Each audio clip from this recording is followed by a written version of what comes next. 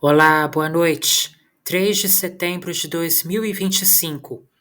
A primeira turma do Supremo Tribunal Federal ouve as defesas de mais 4 réus do núcleo crucial da trama golpista. O vídeo do meu canal está começando.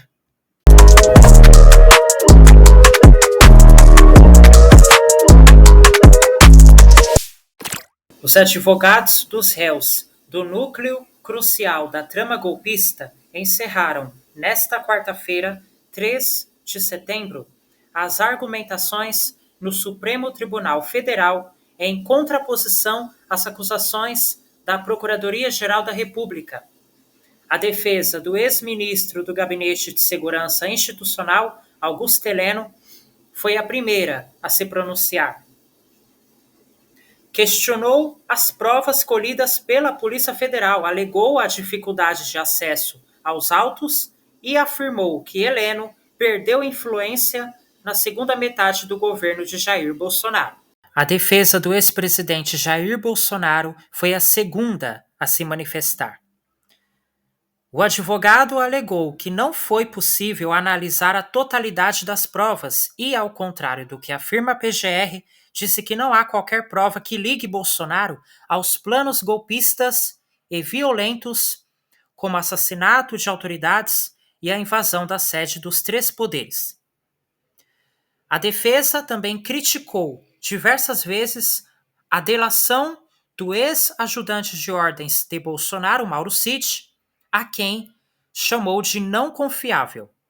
Em resposta à acusação da PGR sobre a cadeia de eventos que levou à tentativa de golpe, a defesa do ex-presidente ressaltou que ele foi dragado para esses fatos, que em momento algum houve violência e que, por isso, segundo o advogado, não é razoável uma condenação a 30 anos.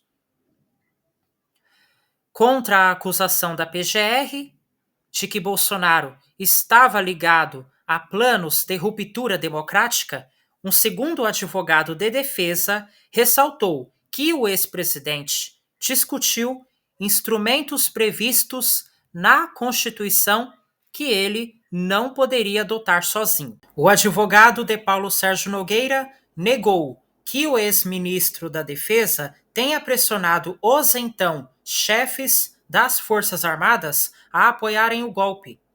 Segundo o advogado, a atuação de Paulo Sérgio Nogueira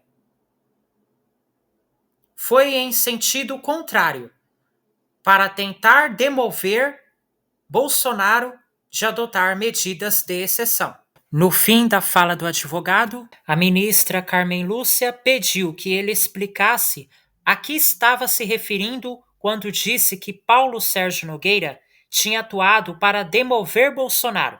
A resposta do advogado foi uma acusação ao ex-presidente Jair Bolsonaro. Os advogados dos réus do núcleo crucial da trama golpista encerraram, nesta quarta-feira, 3 de setembro, as argumentações no Supremo Tribunal Federal em contraposição às acusações da Procuradoria-Geral da República.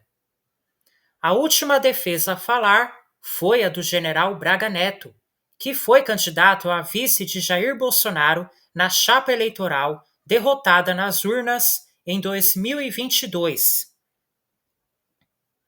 O advogado afirmou que as acusações se basearam em trocas de mensagens contidas em 8 impressões de tela de celular e na delação de Mauro Cid, que, segundo a defesa, não apresentou provas, não teve a participação inicial do Ministério Público e teve pressão para os depoimentos. Pressão por anistia. Enquanto o Supremo Tribunal Federal julga a ação da trama golpista, a pauta da anistia aos condenados pelo 8 de janeiro avança no Congresso. A anistia aos condenados pelo 8 de janeiro foi uma das bandeiras dos parlamentares da oposição que fizeram um motim no plenário em agosto. A pressão aumentou ainda mais com a articulação do governador de São Paulo, Tarcísio de Freitas, do Republicanos, que esteve com o ex-presidente Jair Bolsonaro na terça-feira,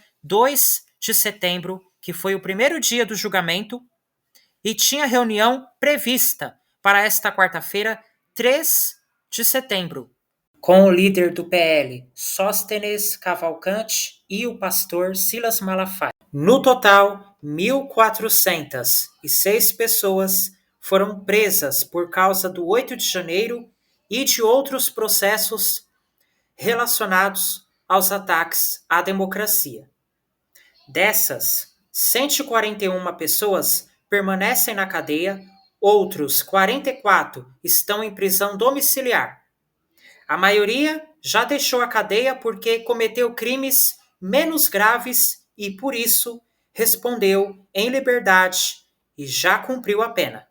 Os advogados de Augusto Heleno, Jair Bolsonaro, Paulo Sérgio Nogueira de Oliveira e Walter Braga Neto pediram a absolvição dos clientes em todas as acusações. O julgamento vai recomeçar na terça-feira que vem, dia 9, de manhã, com o voto do relator, o ministro Alexandre de Moraes. A conclusão está prevista para sexta-feira, dia 12 de setembro. Os ministros vão decidir se absolvem ou condenam os réus e, nesse caso, qual será o tamanho da pena. E esse foi o segundo dia de julgamento no STF por tentativa de golpe de Estado. Uma boa noite para você, até amanhã.